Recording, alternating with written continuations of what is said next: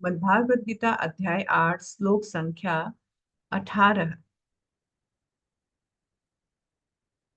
अव्यक्तादव्यक्तय सर्वा प्रभवयन्तरागमे रात्र्यागमे प्रलीयन्ते तत्र वा व्यक्त संज्ञके।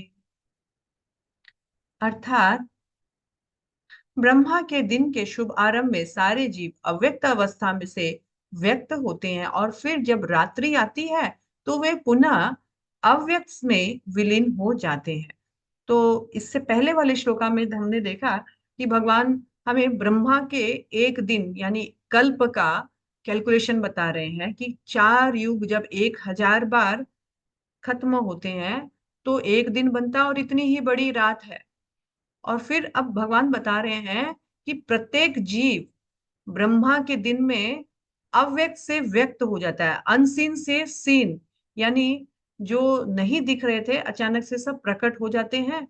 और फिर जब ब्रह्मा जी की रात आती है तो सारे जीव जो प्रकट अवस्था में रहते हैं फिर से अप्रकट हो जाते हैं, व्यक्त से अव्यक्त, अव्यक्त से व्यक्त।